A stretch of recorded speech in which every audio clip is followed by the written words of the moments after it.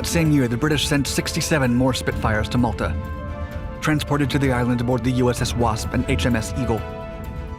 Unfortunately, 5 planes were lost on the voyage. Placken, largely as a result of great air battles on May 9th and 10th, when 60 Spitfires, which had just arrived, went into action with destructive effect. Daylight rating was brought to an end. Good day, everyone, and welcome in. Well, this is episode number 3 of our buddy build, our Spitfire Maltas, along with Jamie Haggo.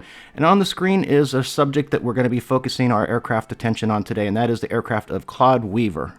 Now, Claude has a wonderful story. He's an Oklahoma native, joined the Royal Canadian Air Force at the age of 17 in 1941, and became the youngest Allied ace of the war. In total, Claude Weaver had 12.5 victories and 3 probables during the war. Now, these photographs show Claude Weaver's aircraft on September 9th, 1942. He had been flying and shot down at MC-202 when was hit with anti-aircraft fire. Realizing he wasn't going to be able to make it back to Malta, he decided rather than to ditch into the Mediterranean that he would crash land onto the western shores of Sicily. He was immediately captured, but that was not the end of the story. He later escaped from the POW camp, made his way back to Malta, and resumed flying with his squadron.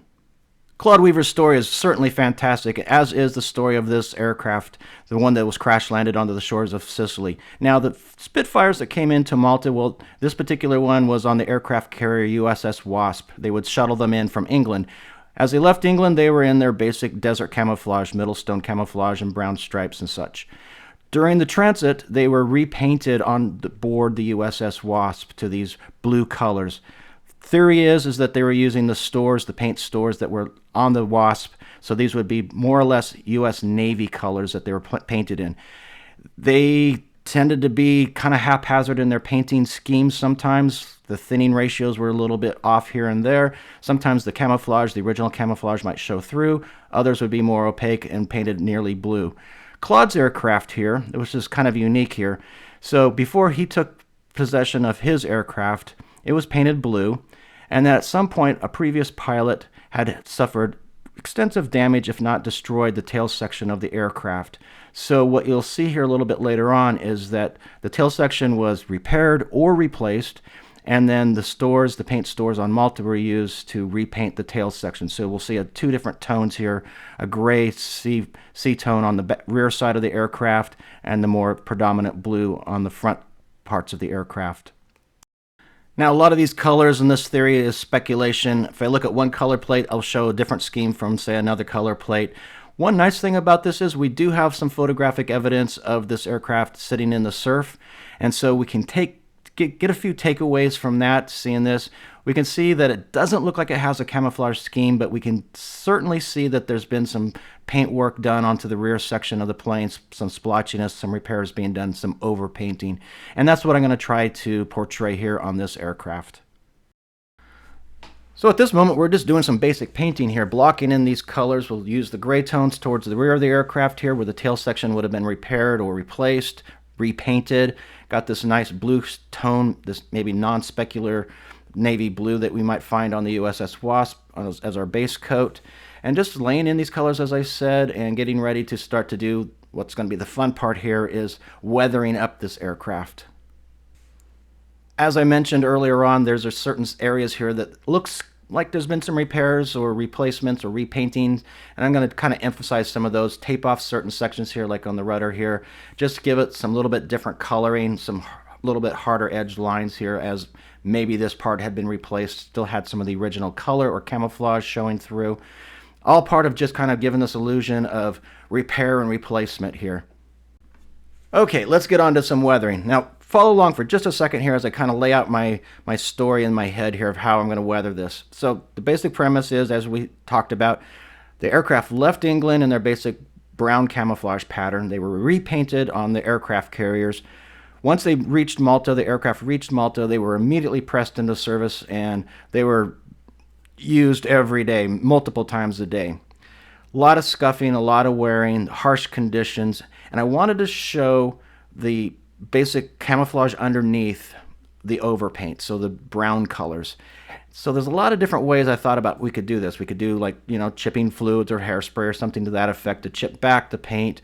We could add a lot of, by brush or something like that. But I thought, What if I can just add just the lightest of little misty tones here of a brown shade underneath along the panel lines, and I'm using a bit of a cardstock here just to get some hard edges, just to bring out these panel lines and these edges and such, as the paint might be kind of worn back through, you know, servicing and flights and atmospheric conditions, high winds and the sand and the grit and the shoes walking across it and all the rest of it here. So that's what I'm doing right now, just kind of profiling some of these panel lines, not really pre-shading or post-shading, but this is actually part of the weathering process.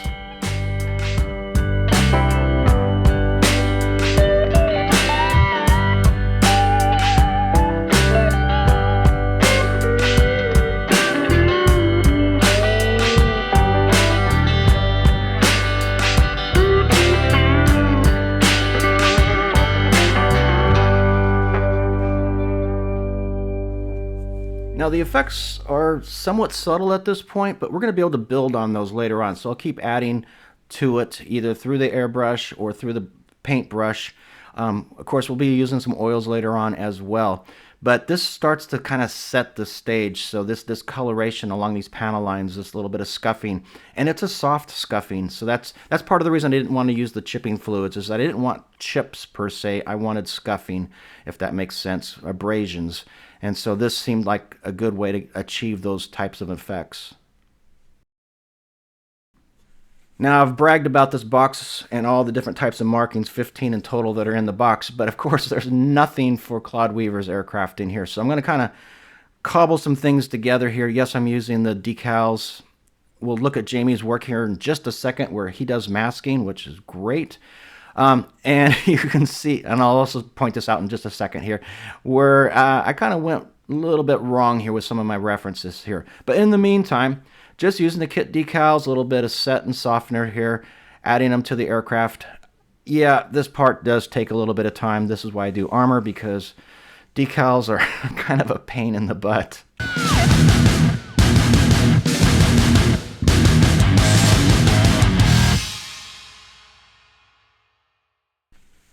But with a little bit of patience and some time, these all settle down very nicely. So I have no problems with the decals, nothing buckled, nothing silvered or anything like that. And oh, by the way, I did not use any sort of a clear coat before I applied these decals. It's simply just over the top of the paintwork. And now, as you can see, I'm using that cardstock once again and kind of continuing those panel lines to try to integrate these decals, or the roundels in this case, into the paint scheme. So again, highlighting those panel lines with just a light spray using some light brown color.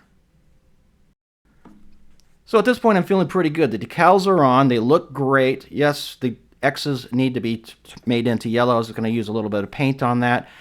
But a bigger problem arose here in just a second. I'll show you what this is. One of the references I was using was this one right here. And you can see the X on the side here is towards the tail. Well, it turns out that this photograph is flipped over, because if we look at the other side of the aircraft, we see that the X should be towards the cockpit or towards the front of the aircraft. So let's do plan B here. Let's mask off some X's here. So luckily it's an easy, X's are pretty easy.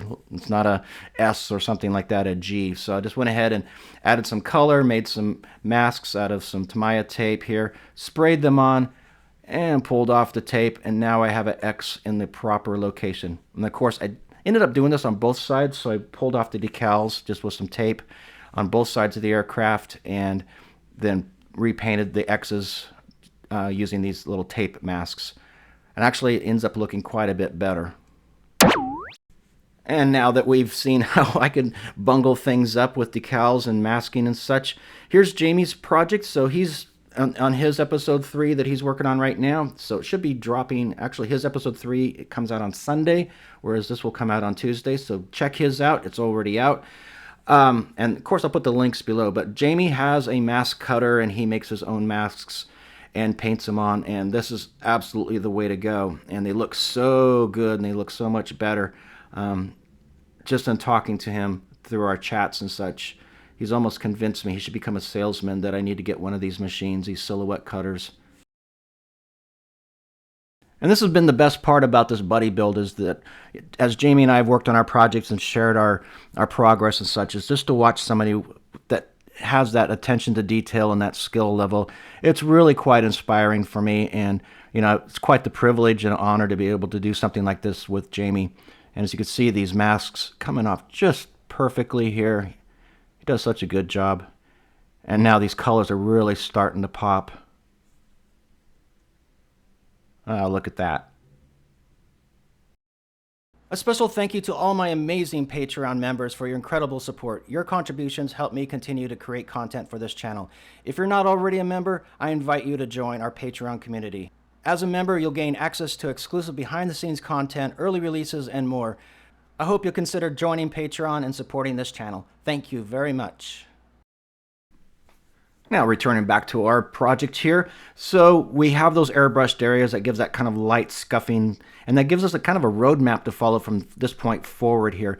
Now I want to start adding some more heavy wear and tear here, especially along the wing roots. Now this is a high traffic area, of course, and we're on the sandy, rocky area here, so this would have been scuffed up quite a bit. But I'm going to stick with my basic story, my basic premise here, in that it's going to chip back or wear back to the desert camouflage more than it would be, say, to the bare metal finish. So I'm going to be using the middle stone color here, adding some chips and scratches and scuffs and such with a regular paintbrush.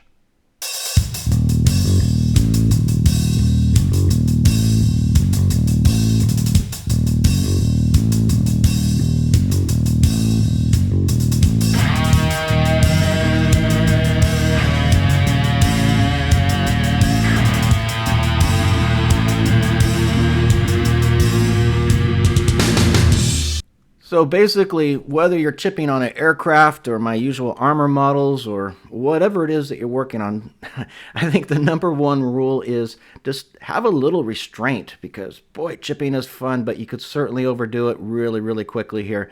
And so I'm kind of trying to find that balance here. I want to show this wear and tear and the scuffing and this enhanced weathering here, especially on these high traffic areas, but I don't want to overdo it. So at this point, I'm using that middle stone color. I've also grabbed a little bit lighter shade, so I've got a bit of a two-tone scuffing, chipping thing going on here right now.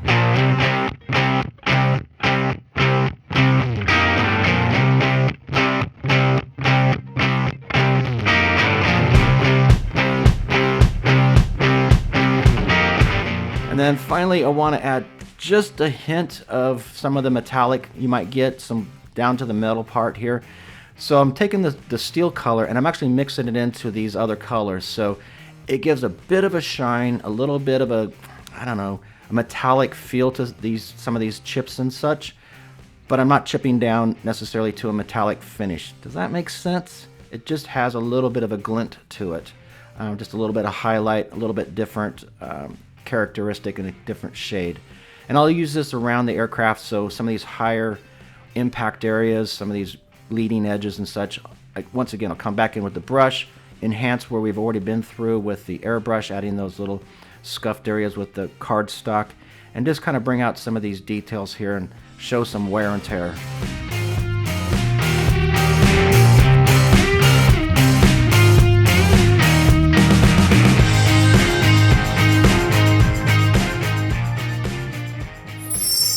Well, here they are. These are the oil paints. If you follow any of my projects, you'll know that I use oil paints quite a bit, this project included.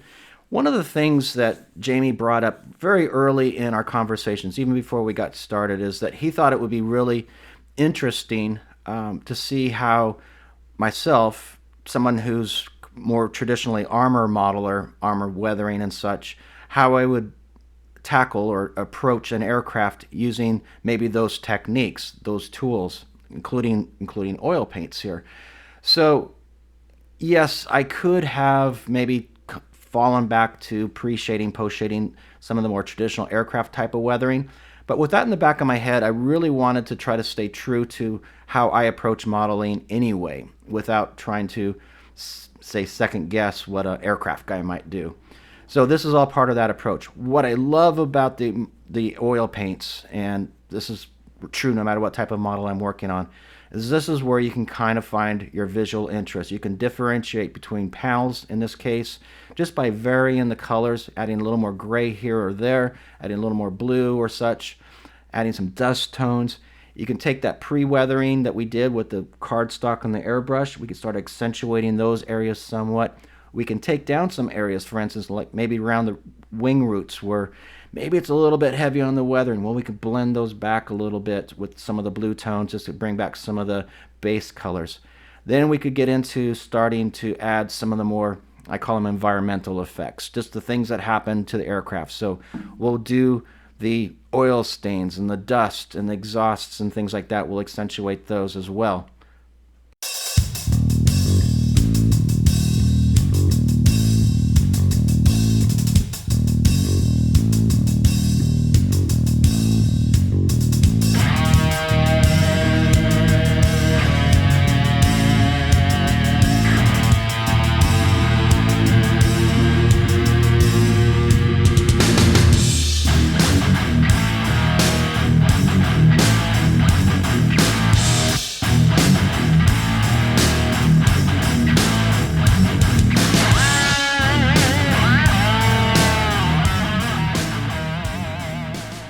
Okay, let's just go ahead and tackle these exhaust stains here along the fuselage. For this, I will be using the airbrush, and it's just a matter of kind of choosing the colors, I guess, that you want to use or what looks right to you. I'm going to start out with some light color here. This is a light blue-gray color, kind of giving the overall area of the stain as well. And then I'll switch that back, just adding a little bit of this ochre color, which once you mix it with the blue, there's still blue in the cup here, so I'm just kind of color on top of color on top of color here.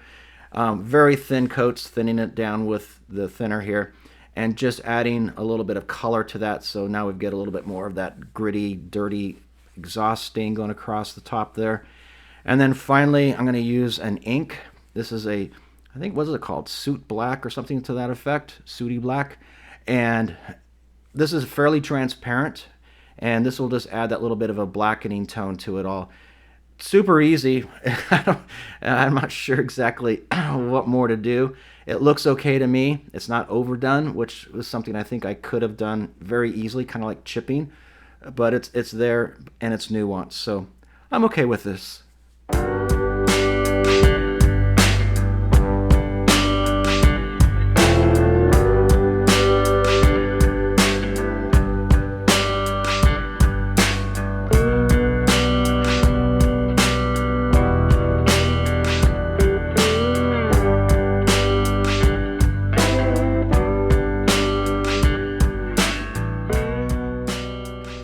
So this is a good time to check back in with Jamie because he's basically doing the same things I'm doing right now. So he's working on those high traffic areas. You can see he's doing some stippling with maybe a dry brush here.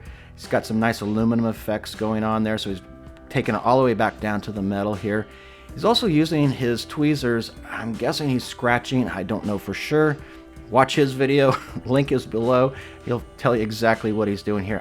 He may have pre-shaded this or pre-coated this with silver underneath, aluminum. And he's scratching back to that base color, which is an absolutely wonderful way of doing this, adding those little small chips and scratches there. And as you can see, he's also using oil paints in a somewhat different manner than I am. He's using that dot filter method, so he's just applied different colored dots here and there, and then stippling those back and washing those back with some thinner. And there he goes. He's adding his canopy on. We're about ready to get to that part on my project as well.